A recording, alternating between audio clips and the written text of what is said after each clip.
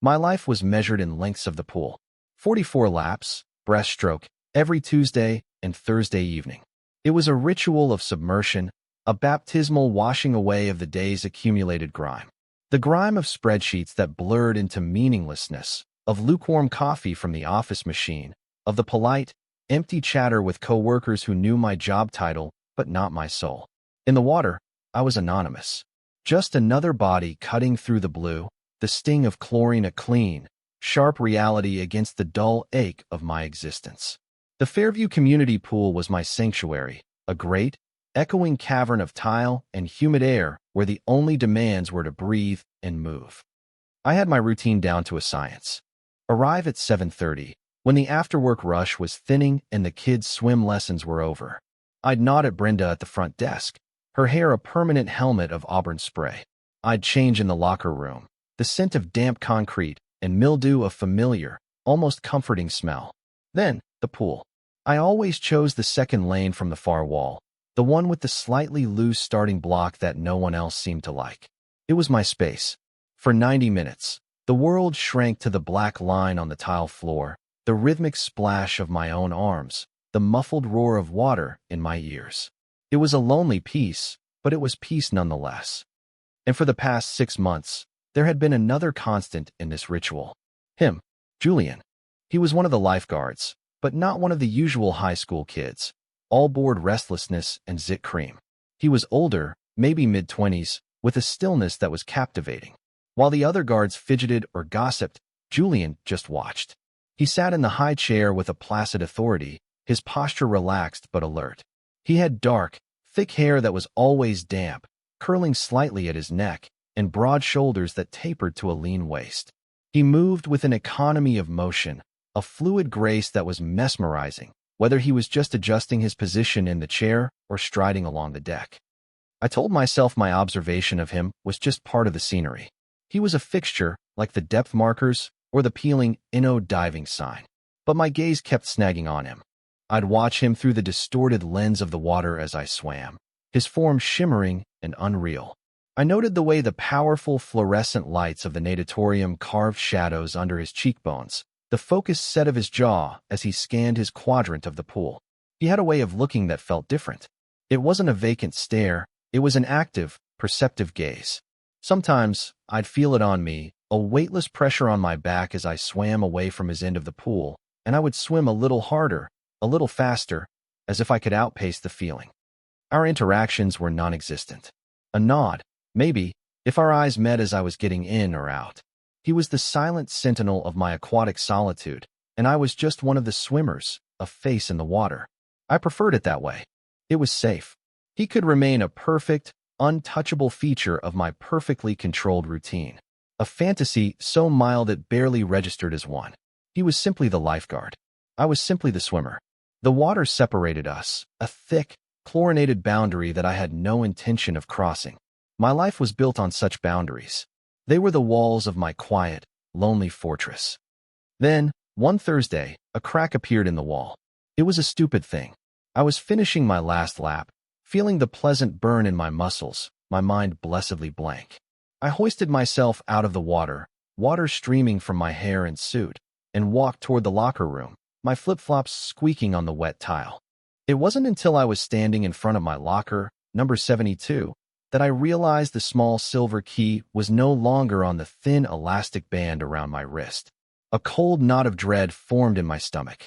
My wallet, my phone, my car keys, my entire connection to the outside world was locked in that metal box. I did a frantic, useless check. I patted my dripping swim trunks. I looked at the floor around me, as if the key might have magically transported itself from the bottom of the pool to the locker room floor. Nothing. My heart hammered against my ribs with a frantic, stupid rhythm. I hated disruptions. I hated problems that required interaction, that forced me out of my carefully constructed bubble. I would have to talk to someone. I would have to ask for help. Taking a deep, steadying breath that did little to calm me, I wrapped a towel around my waist and padded back out to the pool deck. The evening was winding down. Only a handful of swimmers remained. The head lifeguard, a burly man named Dave with a perpetual sunburn, was usually the one to handle this sort of thing. But he wasn't in his usual spot by the office.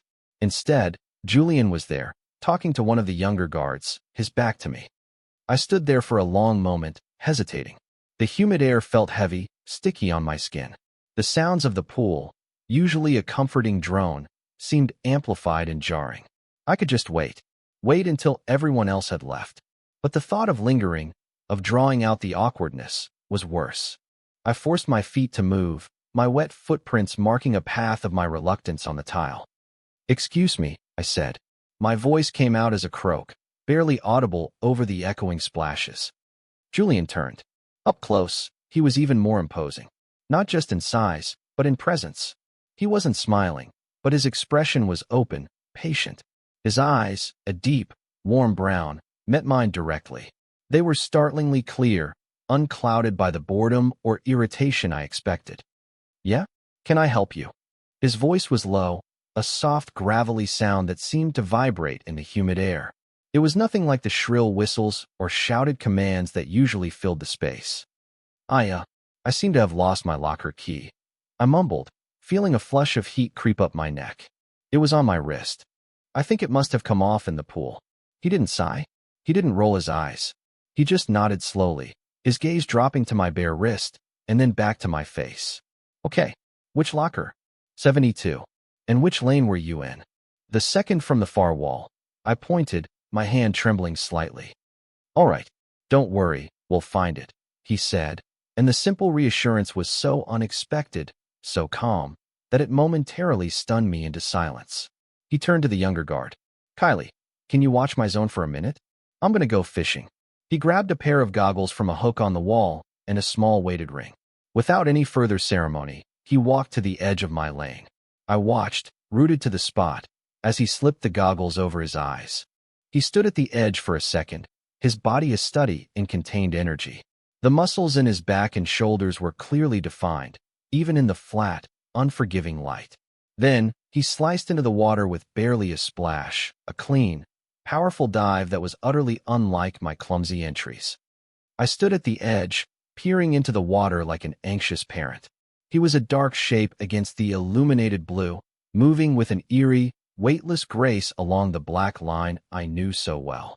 It felt strange, seeing someone else in my lane, in my space. It felt like an invasion, but a strangely welcome one. He was methodical, sweeping his hands over the bottom, his movements slow and deliberate. The silence on the deck was profound. It felt like everyone had stopped to watch this small, quiet drama unfold. After what felt like an eternity, but was probably only a minute, he surfaced at the far end of the pool. He pushed his goggles up onto his forehead, shaking his head and sending a spray of droplets arcing through the air. He swam back toward me with a strong, easy crawl, his head low in the water. "No luck on that end," he said, his voice slightly breathless as he gripped the edge of the pool below me. "I'll check this end." He took a deep breath and disappeared again. This time he was closer, and I could see him more clearly. The way his hair floated around his head like a dark halo. The focused, determined line of his mouth.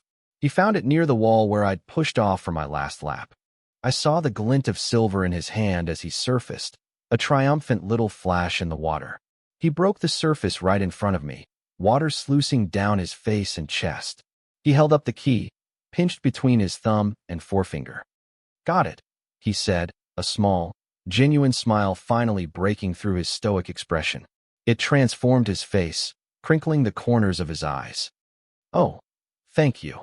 I breathed, the relief so immense it made me feel lightheaded. "I'm so sorry for the trouble." "It's no trouble," he said, hoisting himself out of the pool in one smooth, powerful motion. He stood before me, dripping and magnificent, the water clinging to his skin and making the dark hairs on his arms and chest stand out. He smelled of pure, concentrated chlorine and something else, something clean and uniquely him. He held out the key. "Here you go." I reached out to take it, my fingers clumsy and cold. As I took the key, my fingers brushed against his. His skin was warm, shockingly warm against my own chilled hand. It was the briefest of contacts, a fleeting moment of friction and heat, but it sent a jolt straight up my arm.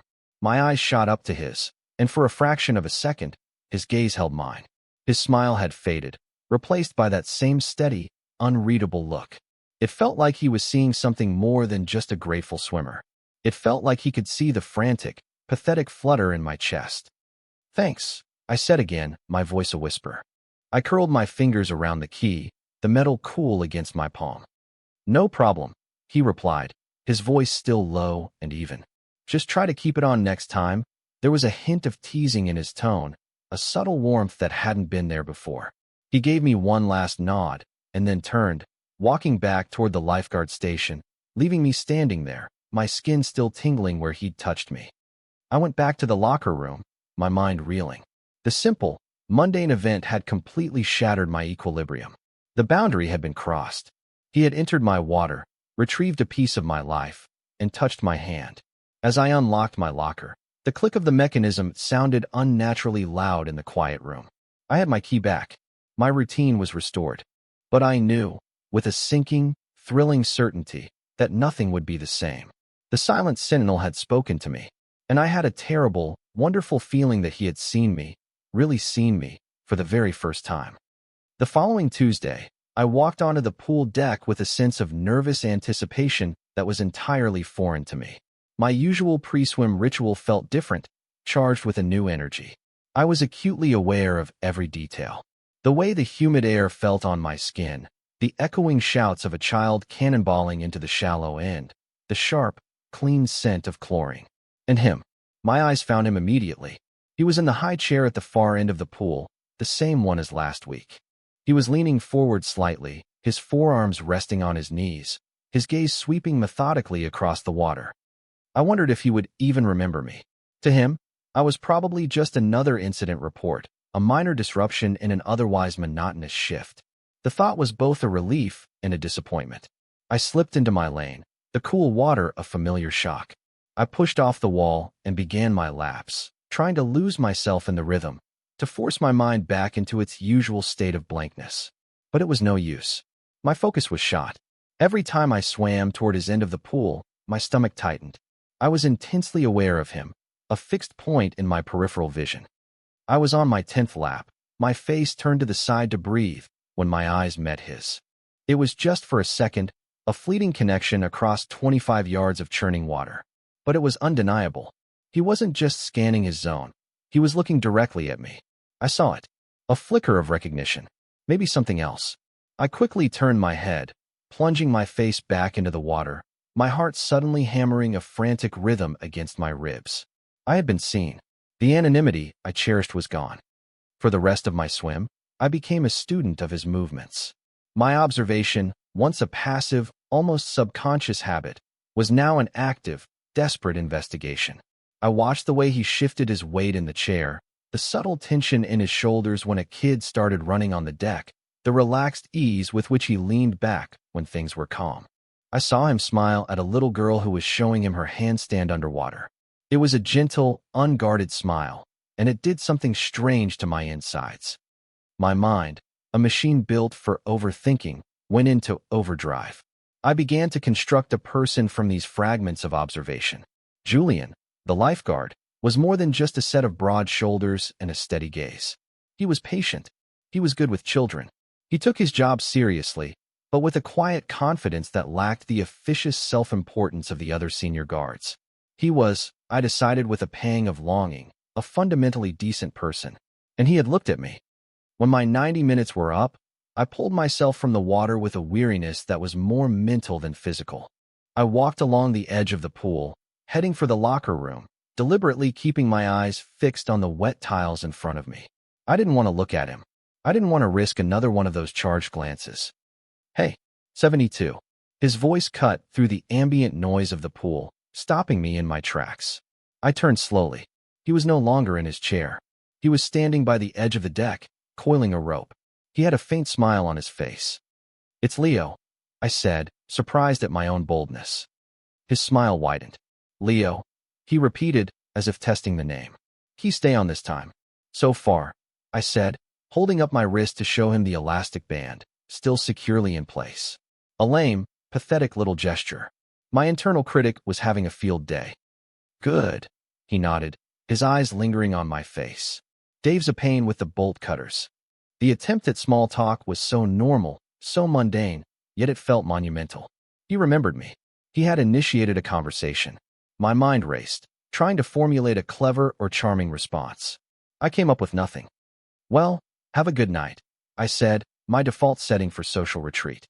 "You too, Leo," he said, and the sound of my name in his low, gravelly voice was a physical thing.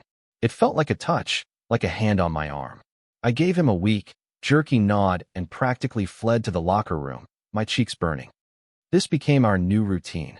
Every Tuesday, every Thursday, there would be a brief exchange. It was never more than a few words. "Water's cold tonight," he might say as I was getting in. "You're getting faster," he'd comment as I was leaving. Each time, my heart would perform a series of complicated, embarrassing acrobatics. I'd spend the entire drive home, and most of the next day, replaying the conversation. I'd analyze his tone, his expression, the exact duration of our eye contact. Was he just being friendly? It was his job to be approachable, wasn't it? Or was there something else in the way he singled me out, the way his gaze seemed to hold a question? I was dissecting one such interaction. He had asked me what I did for a living, and I had mumbled something about data analysis, feeling intensely boring, when the first meaningful touch happened. It was a crowded evening. A local swim team was using the far lanes, and the remaining space was packed. I was trying to find a clear spot to start my laps, hovering near the edge. Julian was on deck, not in the chair, directing traffic with a calm authority. He was walking along the edge, speaking to a group of teenagers who were getting a little too boisterous. As he passed behind me, he placed a hand on the small of my back. "Careful there," he said, his voice close to my ear. "Don't want you getting kicked in the head." The touch was brief, a firm, warm pressure that lasted no more than 2 seconds. It was entirely practical. He was simply guiding me out of the path of a flailing backstroker, a public service. But my body didn't care about practicality. My entire nervous system lit up. The spot on my back burned as if he had left a handprint seared into my skin. I froze, my breath catching in my throat. He was already moving on, his attention now on some kids splashing in the shallow end. He probably didn't even register the moment. For him, it was nothing. For me, it was everything. I slipped into the water, the cold a welcome shock to my overheated system. But I couldn't escape the feeling. The ghost of his hand remained on my back for my entire swim. It was a brand, a claim. My logical mind scoffed at the notion. He was just preventing you from getting smacked by a 12-year-old. Get a grip. But the other part of me, the lonely, yearning part one kept so carefully suppressed, held on to the sensation. It replayed the moment over and over. The warmth of his palm through the thin, wet fabric of my suit. The slight pressure of his fingers. The proximity of his body. The low murmur of his voice. It was a dangerous game, this internal analysis. I was building a fantasy, brick by hopeful, pathetic brick. I was taking mundane events and infusing them with a significance they likely didn't possess. I knew it, and I couldn't stop. Because for those 90 minutes, twice a week, my gray, monotonous life was filled with a vibrant, terrifying color. The possibility of his attention was a drug, and I was quickly becoming an addict. The touches, after that, became slightly more frequent. Never inappropriate. Always plausible. A hand on my shoulder to get my attention. His fingers brushing mine when he passed me a kickboard because the bin was empty. Once, as I was hoisting myself out of the pool, my arms shaking with fatigue, he was standing right there. He offered a hand without a word. I took it, and his grip was strong and sure, his fingers wrapping around my forearm, effortlessly helping me onto the deck. He held on for a second longer than necessary, his thumb brushing against my wrist. "You push yourself hard," he said, his expression unreadable. "It's the only way," I managed to say, my voice hoarse. His eyes searched my face for a moment. "Just make sure you're not pushing yourself right over the edge." He released my arm and walked away, leaving me to wonder what he meant. Was he talking about swimming? Or was he, in some impossibly perceptive way, seeing the exhaustion in my life, the quiet desperation that drove me to swim until my muscles screamed? The thought was both terrifying and thrilling. The idea that someone, especially him, could see past the placid, unassuming surface I presented to the world was a violation of my most basic rules of self-preservation. And I found that I didn't mind. I found that I desperately wanted to be seen. The pool announced a Summers in late-night swim, an annual event I usually avoided. The idea of the pool being even more crowded, filled with families and teenagers on a Friday night, was my personal version of hell. But this year, the flyer, taped to the locker room door, seemed to hold a different promise. A chance to see Julian outside the rigid structure of a Tuesday or Thursday evening. A different context. My pathetic, hopeful brain immediately started spinning scenarios. I went. I hated myself for it, but I went. The place was a zoo, just as I'd feared. The air was thick with the smell of chlorine and cheap pizza from the concession stand. Music blared from tinny speakers. Children shrieked and splashed, their parents watching from the sidelines. It was sensory overload. I felt exposed and out of place without my usual lane, my usual routine. I almost turned around and left, but then I saw him. He wasn't in a lifeguard chair. He was on duty, but in a more supervisory role, walking the perimeter, a first aid kit slung over his shoulder. He wore his red guard shorts, but had a gray t-shirt on, the fabric stretching across his chest. He looked different, more relaxed, even amidst the chaos. He was laughing at something one of the other guards said, and the sight of his genuine, unrestrained smile sent another one of those stupid jolts through me. I found a relatively quiet corner of the pool and just floated, trying to stay out of the way. I felt like a ghost, an observer at a party I hadn't been invited to. After about an hour, as the crowd began to thin and the sky outside the huge natatorium windows darkened from dusk to true night, a problem arose. One of the large, heavy canvas covers for the diving boards had come unspooled, its metal crank mechanism jammed. Dave, the head guard, was fiddling with it, cursing under his breath. Julian went over to help. I watched from the water as they struggled with it. The cover was heavy and awkward, and the crank was clearly stuck fast. Dave gave it one last frustrated yank and threw his hands up in defeat. Forget it. We'll need maintenance to look at it tomorrow.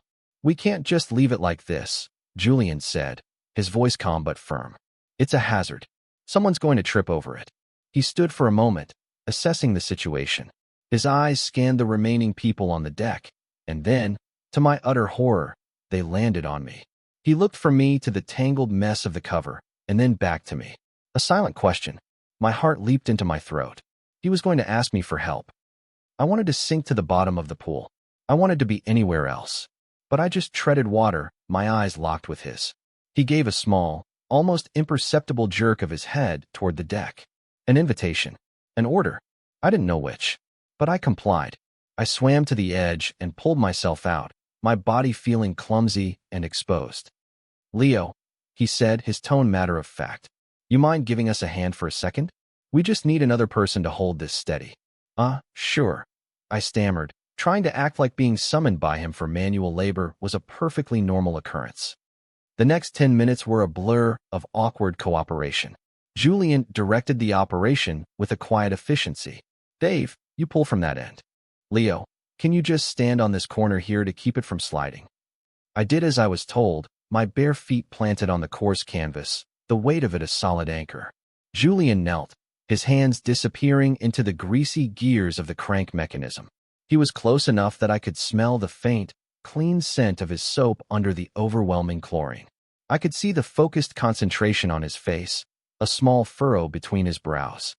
We were a team, a small, temporary unit working toward a common goal. It was the first time we had done anything together, anything that required cooperation. I was acutely aware of his proximity, of the way his arm brushed against my leg as he worked. Dave was grunting and pulling, but my entire universe had shrunk to the space around Julian. I watched his hands, strong and capable, as he patiently worked a small, stuck pin out of the gear. Okay, try it now, he said to Dave, his voice calm. Dave turned the crank, and this time, it moved.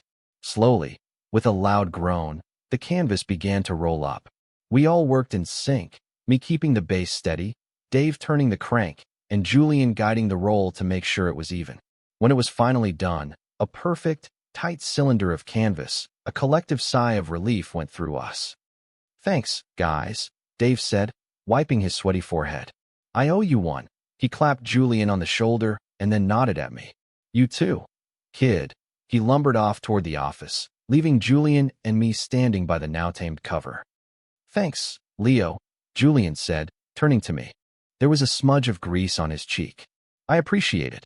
It was nothing, I said, my voice barely a whisper. I had an insane urge to reach out and wipe the grease from his face. The impulse was so strong it made my fingers twitch. He must have seen something in my expression, because his smile softened.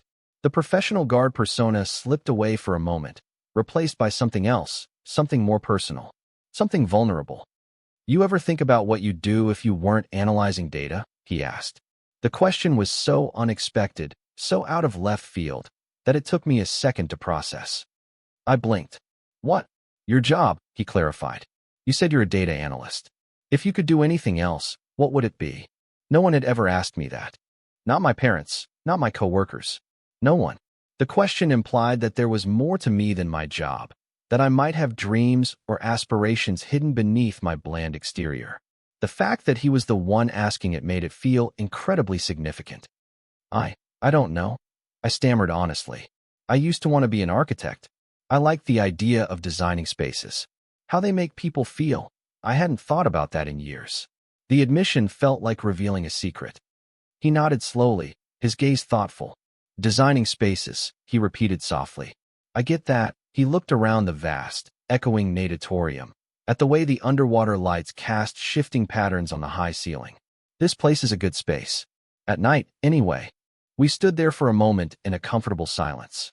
The blaring music had stopped, replaced by a softer, generic pop song. Most of the families had left, and the few remaining swimmers were moving with a languid, end-of-the-night slowness. The chaos had subsided, leaving a quiet intimacy in its wake. I wanted to be a carpenter, he said, his voice low. Work with my hands. Build things that last. He looked down at his own hands, calloused and capable. Being a lifeguard pays the bills while I take classes. He was sharing something real with me. A piece of himself. He wasn't just Julian, the lifeguard. He was Julian, the aspiring carpenter. The knowledge felt precious, a gift. It shifted the dynamic between us completely. We were no longer just guard and swimmer. We were two men, standing on a wet pool deck, sharing a moment of unexpected honesty. I think you'd be good at that, I said, and I meant it. I could picture him perfectly, covered in sawdust instead of water droplets, patiently crafting something beautiful and strong. He looked at me, and his eyes were soft, the professional guard's mask completely gone. Yeah, I confirmed, my voice gaining a bit of confidence. A slow smile spread across his face. It reached his eyes, making them shine. Thanks, Leo. The moment was broken by a shrill whistle from across the pool. Julian. Closing time. He blinked, the moment passing. The guard was back, but something was different. The barrier between us had been irrevocably breached. He had seen a piece of me, and he had shown me a piece of himself. I'll see you Tuesday, he said. It wasn't a question. It was a statement. A promise. Yeah, I said, a real smile finally finding my own lips. See you Tuesday. As I walked to the locker room, the ghost of his hand on my back was replaced by the echo of his confession. I wanted to be a carpenter. It was a small thing, but it felt huge. It felt like the beginning of something I didn't have a name for yet. The weeks that followed were a slow, deliberate escalation of tension.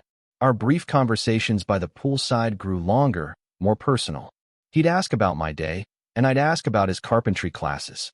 I learned that he was building a bookshelf, and he described the scent of the cedar planks with a passion that made my chest ache.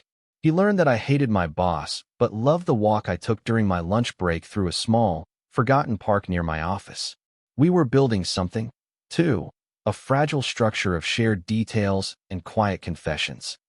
The casual touches continued, but they felt different now, imbued with the weight of our growing connection.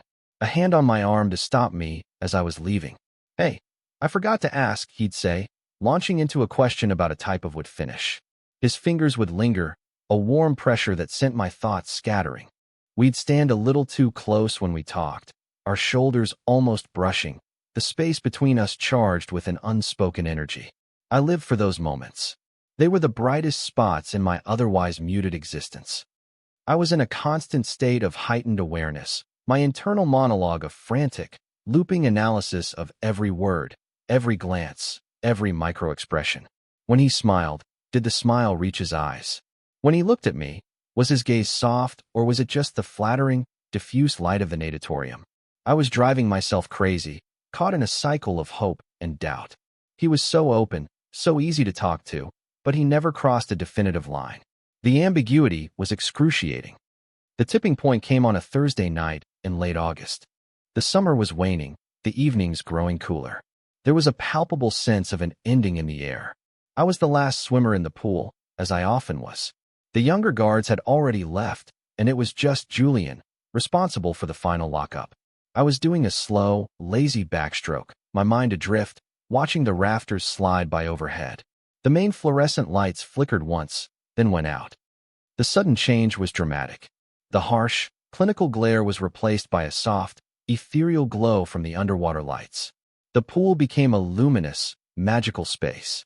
The water glowed an incandescent turquoise, casting dancing, wavering patterns of light on the tile walls and the high, dark ceiling. The world outside the pool dissolved into shadow. It was beautiful and deeply intimate. I stopped swimming, treading water in the center of the lane, my heart beginning to pick up its pace. This was not normal procedure. They always left the main lights on until the last person was out of the locker room. This was a deliberate act. This was Julian. I saw his silhouette move through the gloom. He wasn't by the lifeguard office. He was walking slowly along the edge of the pool, his footsteps the only sound in the vast, quiet space. He stopped at the end of my lane, a dark shape against the glowing water. "You're always the last one to leave," he said. His voice was different in the quiet, lower and softer, stripped of the need to project. It was absorbed by the shadows, making it feel like he was speaking directly inside my head. "It's the quiet," I replied, my voice sounding thin and reedy in the cavernous space. "I like the quiet." He was silent for a long moment.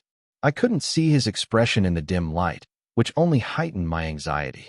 I could just feel his presence, a weight in the air. "You ever wait for everyone else to leave on purpose?" he asked. The question hung in the air between us, heavy and loaded. It wasn't an accusation. It was a genuine inquiry, but the subtext was screaming. He was asking if I waited for him. My throat went dry.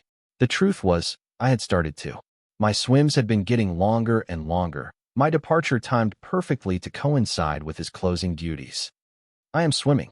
The water is cool around me, but my skin feels hot." He is a shadow, a question I don't know how to answer. My mind is a frantic buzz, a hive of possibilities. Tell him the truth. Lie. Say something clever. But I have no cleverness left. There is only the glowing water, the profound silence, and him. Sometimes, I admit, the word a bare whisper. It feels like a massive confession, a laying down of all my cards. I have been seen, and now I am admitting to being a watcher. He takes a step closer to the edge. I can see a little more of him now. The faint outline of his jaw, the broad set of his shoulders. He crouches down, bringing himself closer to my level. The scent of chlorine is sharp, clean. "I was hoping so," he says, and his voice is a low vibration that travels across the surface of the water and sinks directly into my bones. My breath catches. There it is. The line has been crossed. The ambiguity has evaporated, leaving behind a stark, terrifying, wonderful clarity. He wasn't just being friendly. He wasn't just a good lifeguard. He had been waiting, too. He doesn't say anything else. He just watches me, his gaze intense even in the darkness. The silence stretches, filled with everything we haven't said for the past 2 months. The air is thick with unresolved tension, with mutual pining so palpable it feels like a physical substance. The water around me feels suddenly heavy, charged. I don't know what to do. My well-practiced social retreat instincts are screaming at me to make a joke, to splash some water, to do anything to break the intensity of the moment. But I am paralyzed. I can only float there, my heart a frantic drum against my ribs, my eyes locked on his shadowy form. I feel stripped bare, all my carefully constructed defenses washed away. It's just me. It's just him. Then, I hear a sound that shatters the stillness. A heavy, metallic click that echoes through the natatorium. It's the sound of the main entrance door being locked. My blood runs cold. He locked the door. We are locked in. Together. My rational mind short-circuits. This is against every rule. He'll be fired. We'll be in so much trouble. But the other part of me, the part that has been starving for a sliver of connection, feels a wild, reckless thrill. He locked the door. He made a choice. He chose this moment. He chose me. He stands up from his crouch and walks to the side of the pool, right next to where I'm treading water. He doesn't tell me to get out. He just sits down on the edge, his back to the empty spectator stands, and slides his feet into the water. The ripples from the small splash he makes radiate outward, brushing against my body. He leans back on his hands, his face tilted up toward the dark ceiling, a faint blue light playing across his features. Now I can see him clearly. His expression is calm, serene, but his jaw is tight. "I like the quiet, too," he says softly. We sit in silence for what feels like a lifetime. Me, floating in the water, him, sitting on the edge, his feet submerged just inches from me. The only sounds are my own breathing and the gentle lapping of the water against the sides of the pool. The world has been reduced to this single, glowing blue space. To just us. My heart picks up its pace. I should say something. I should do something. But I am frozen, caught between a deep-seated fear of intimacy and an overwhelming yearning for it. I feel like I'm on the edge of a precipice, and the fall looks both terrifying and beautiful. Julian finally breaks the silence, his voice still low and even. "Leo," he says, not looking at me. He's looking at the lane rope, the line of red and white buoys that separates my lane from the next. It floats between us, a fragile, bobbing boundary. "Come here," he says. It's not a command. It's a quiet invitation. Slowly, cautiously, I paddle toward him until I'm right in front of him, my hands gripping the rough tile of the pool edge. My face is level with his knees. I look up at him, and he finally turns his head and looks down at me. His eyes are dark and deep in the blue light, and they are filled with an emotion I can't quite name, but it makes my stomach swoop. It's a mixture of nervousness and fierce determination. He doesn't ask me to get out of the pool. He does something far more unexpected. He nods toward the lane rope. "Sit with me," he says. I stare at him, confused. "Sit? On that?" A small, nervous smile touches his lips. "Yeah, it'll hold us." The absurdity of it is almost comical. He wants us to sit on a floating lane rope in the middle of a locked, semi-dark pool. It's a ridiculous, unstable, insane idea, and I realize, in that moment, that it is the most romantic gesture I have ever experienced. It's a confession made not with words, but with a strange, beautiful, and slightly clumsy action. He's not pulling me into his world on the deck, or meeting me in mine in the water. He's asking me to meet him in the middle, on a precarious, shared space. Without another word, I pull myself up and out of the water, the cool air hitting my wet skin. I don't go for a towel. I stand dripping on the deck for a second, my body trembling slightly from a combination of cold and adrenaline. Then, I carefully lower myself to sit on the lane rope, facing him. It sags under my weight, the plastic buoys digging into my thighs. I wobble, my arms flailing for a second as I try to find my balance. Julian reaches out and places a hand on my knee to steady me. His touch is electric, firm and warm and grounding. "Easy," he says, his voice a low murmur. Once I'm stable, he shifts his own weight, moving from the solid deck to the bobbing rope, sitting beside me. Now we are both balanced precariously, our hips and thighs pressed together, our feet dangling in the glowing water. The rope sways gently beneath us. We are suspended together in the blue light, surrounded by water and silence. It's surreal. It's perfect. He turns his head to look at me. We are so close now. I can see the individual droplets of water clinging to his eyelashes. I can see the slight tremor in his bottom lip. He is nervous, too. The realization makes me feel impossibly brave. "I've been wanting to do this all summer," he whispers, his voice thick with emotion. "Just sit here with you. When it's quiet." My breath hitches. The simple, honest confession is more powerful than any flowery declaration of love. It's real. It's about this place, this time, this feeling. And then he leans in. He moves slowly, giving me every opportunity to pull away, to protest, to stop him. I don't. I can't. I am leaning in, too, my body acting on a desire so deep and so long suppressed that it feels like instinct. His lips meet mine.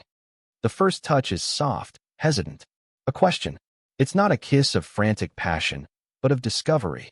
His lips are cool from the air and taste faintly of chlorine and something else, something sweet, something that is just him.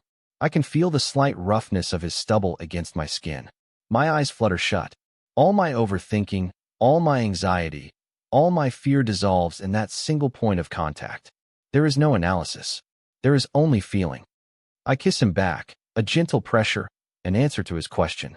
A yes. The kiss deepens, becomes more confident. His hand moves from my knee to my waist, his fingers spreading against my side, holding me steady on our unstable perch. My own hand comes up to cup his jaw, my thumb stroking the smooth, damp skin beneath his ear. It's not a rushed, clumsy kiss. It's honest. It's unhurried. It's the slow, deliberate culmination of months of stolen glances, of quiet observations, of unspoken feelings. It feels like breathing after being underwater for too long. It feels like coming home. When we finally break apart, we are both breathless. We don't speak. We just look at each other, our faces inches apart in the ethereal blue glow. His eyes are wide, searching mine. I see my own shock and wonder and overwhelming relief reflected there. He did this. He made this happen. This confident, perceptive, wonderful man took the lead and pulled me out of my lonely orbit and into his.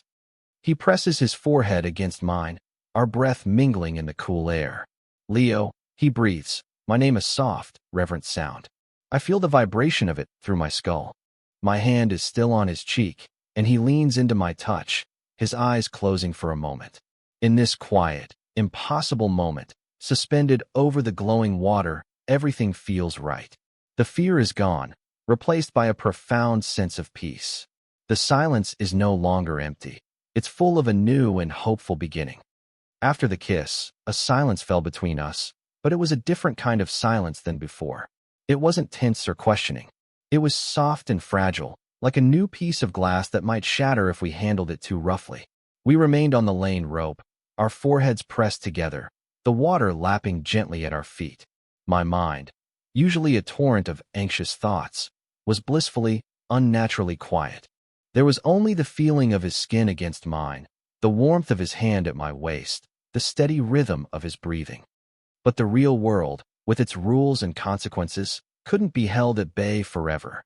A sliver of anxiety began to creep back in, a cold tendril winding its way into my newfound peace. What now? What did this mean? We had kissed in a locked public pool after hours. It was the stuff of teenage fantasies, not the foundation of a real connection between two grown men. The fear that this was just a fleeting, atmospheric impulse, a beautiful, strange one-off, began to bloom in my chest. He would regret this in the morning. He would lose his job. This was a mistake. I must have tensed up because Julian pulled back slightly, his eyes searching my face in the dim light. The determined look was gone, replaced by a flicker of uncertainty. "You okay?"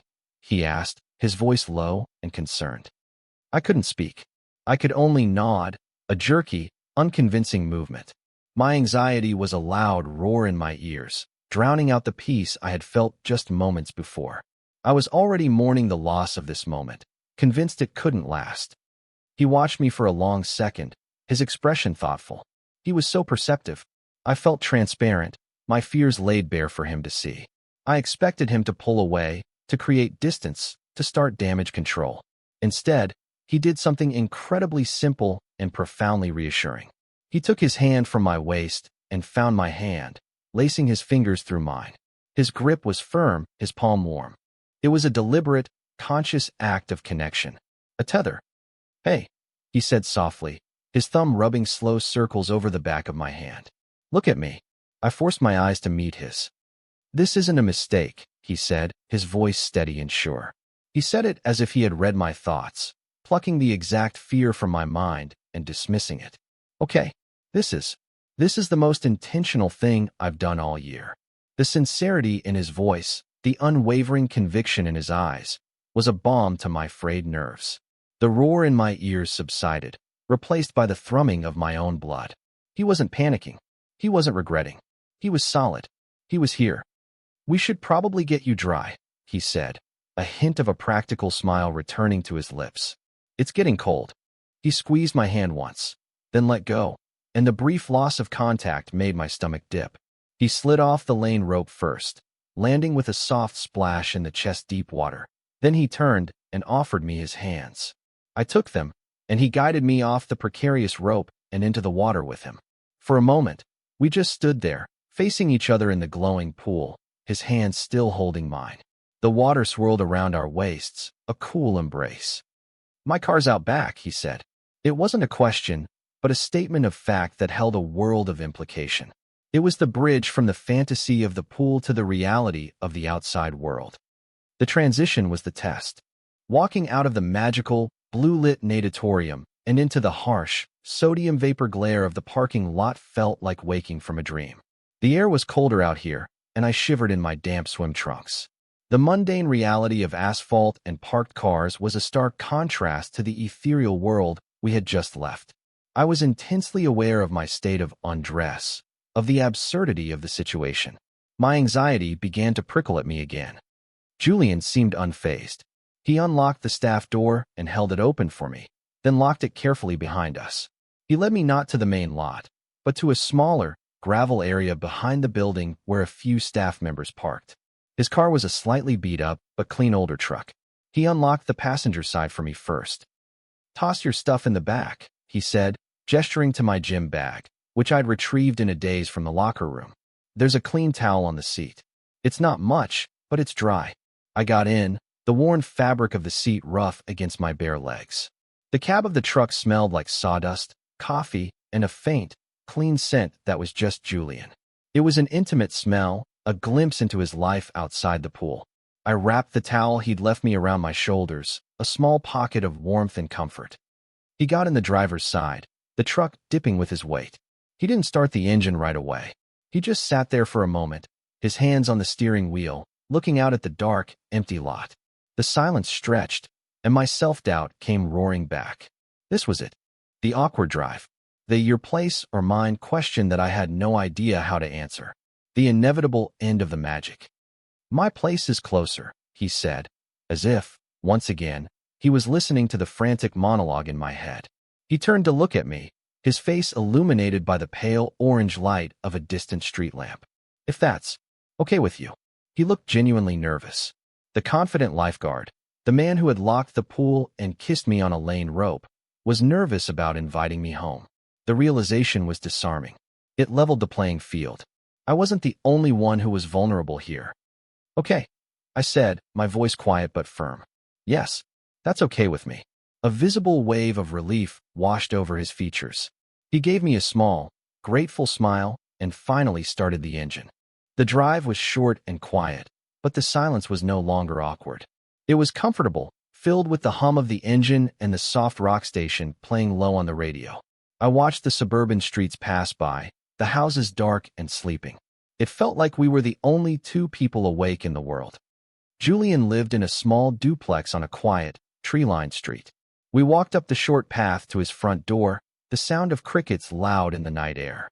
He fumbled with his keys for a second, a moment of normal, human clumsiness that I found incredibly endearing. Inside, his apartment was sparse but clean. In the living room, a worn-out but comfortable-looking sofa faced a small television. And against one wall, bathed in the moonlight from a large window, was a half-finished bookshelf.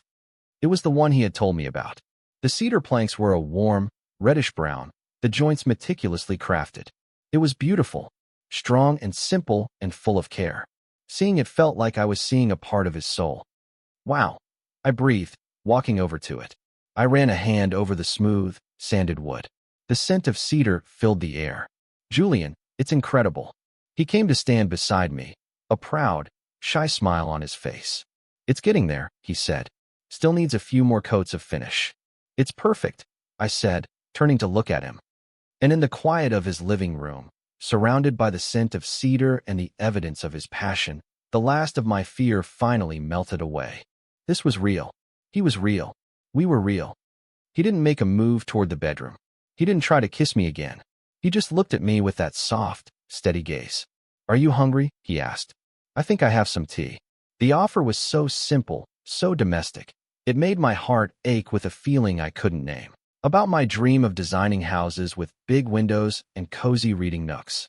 About his dream of opening his own small carpentry shop. We talked about our families, our fears, our favorite kinds of silence. At some point, my head found its way to his shoulder, and his arm came around me, pulling me close. I felt the slow, steady rise and fall of his chest as he breathed. I had spent so much of my life feeling like an observer, watching the world from behind a wall of glass or through a film of chlorinated water. But here, tucked against his side, I felt like a participant for the first time. "This wasn't just about kissing in a pool," he said, his voice a low rumble against my ear. "I want to see you tomorrow. And the day after." I tilted my head up to look at him. His face was tired in the early morning light, but his eyes were clear and full of a quiet, hopeful promise. "Me too," I whispered. I don't remember falling asleep. I just remember the feeling of safety, of warmth, of finally being in the right place. I woke up hours later, not on the couch, but in his bed. I was under the covers, still in his t-shirt, and the room was filled with bright morning sun. For a disoriented second, I didn't know where I was. Then the scent of cedar and coffee reached me, and it all came rushing back. The pool, the kiss, the conversation. I sat up. Julian was not in the bed. Panic, that old, familiar friend, tried to rear its head. He was gone. He regretted it.